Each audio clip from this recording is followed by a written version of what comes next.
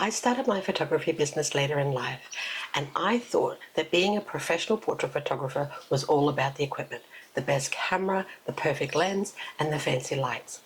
But after 15 years and multiple international photography awards, I know that it's not about the equipment, because that's not what matters. None of my clients have ever said, "Oh, did you see the camera that she had?" No, all of my clients have said, "She made me feel seen, she listened, she was present, and I was completely comfortable through the entire photo shoot."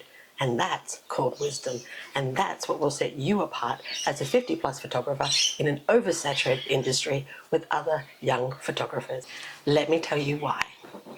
Let's start with the shiny new thing syndrome. And I call it this because we all think that we need this shiny new thing over there that's just been released in order to create beautiful photographs, because with that thing I can make incredible photographs because it can basically do everything for me.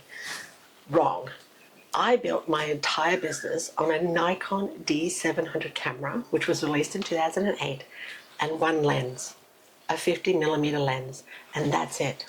I learned how to use light, natural light, because I didn't have studio lights, I didn't have big lights or portable lights. I used natural light in all of my photography when I was first starting out in my business. Even with my bigger paying clients, it was all natural photography. So the idea that thinking that, to get a mirrorless camera, yes, that is a lovely luxury to have, but you do not need it.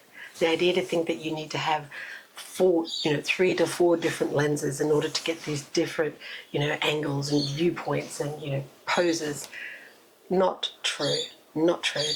The good thing about a 50mm lens is it allows you to be close with your client, and it gives such beautiful, beautiful clarity of photos. If you were photographing somebody that was maybe like a lovely curvier woman, then yes, you would probably use a 35mm camera. But even then, I was still able to get the most incredible photographs with just a 50mm lens. You do not need all the shiny new equipment. You do not need the latest camera or the lenses. You do not need the filters and all of this other stuff. All of that stuff will distract you from what it is that you're there to do, and that is capture beautiful, beautiful, incredible portraits and photographs of and for your clients. And that's it. The second thing I want to talk about is expecting the expected. The thing is that we expect that our clients know what to do, what to wear, and how to be during a photo shoot. Well, you're wrong.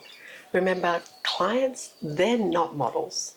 They're very rarely in front of a camera, and they do not know what the expectations are when they come in for a photo shoot.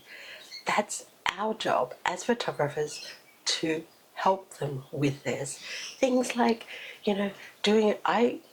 before every client meet photo shoot, I would be doing client consultations, and we'd go through things like makeup and hair and outfits.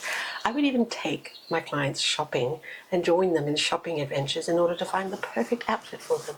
We talk about the different types of emotions that they want to put into their photos. We talk about the different types of posing that they're going to use. We talked about how are they going to use these photos? Where are they going to use these photos? Are they going to put them in an album? Are they going to be a piece of wall art? Do they want to share them with their loved ones and their families? I even had some people come to me at a time in their life when they are close to passing, and they want beautiful legacy images that show them just how strong and amazing and how capable they are, and what an incredible life journey that they had. I don't think there's anything more important than that. So the idea that, to expect the expected, to think that, your clients know what to expect and know what to bring and know what to wear and know how to pose. No, they don't. But you do, because you can see them through your camera, through your lens, and you can adjust and change to suit them, to bring the best person out in that photograph for them.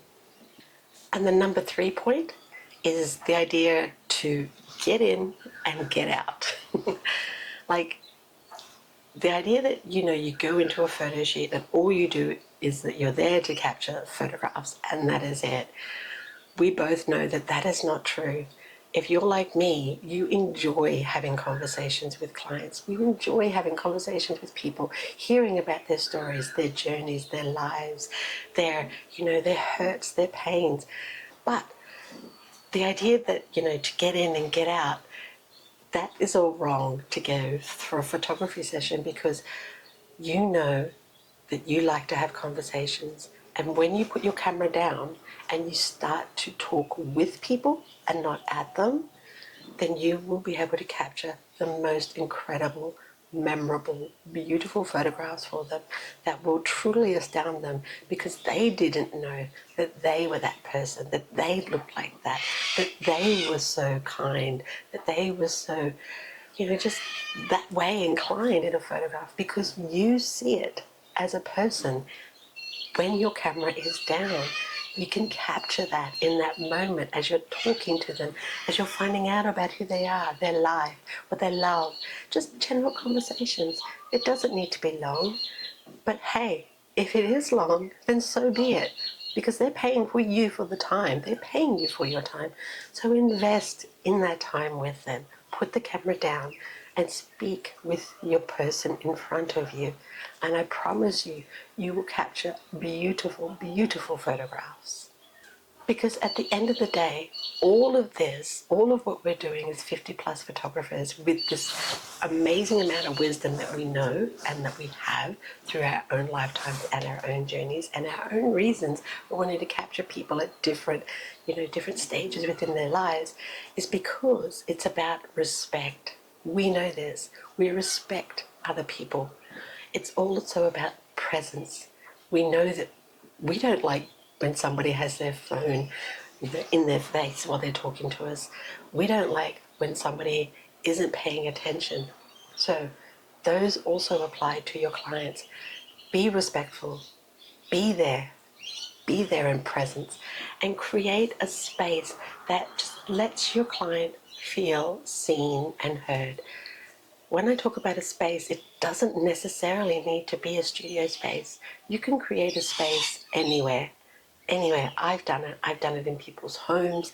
I've done it out in the park. I've done it at the beach, because it's not necessarily about the space. It's about the interaction that happens with the person, and that you make them feel safe. You make them feel seen.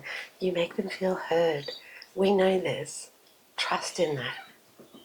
And if you're over 50 as a photographer and this video resonated with you and you want to rediscover, your other photography creativity even after 50, then go ahead and watch this next video right here, where we will start with a 5 video journey for you to do that. Thanks for watching.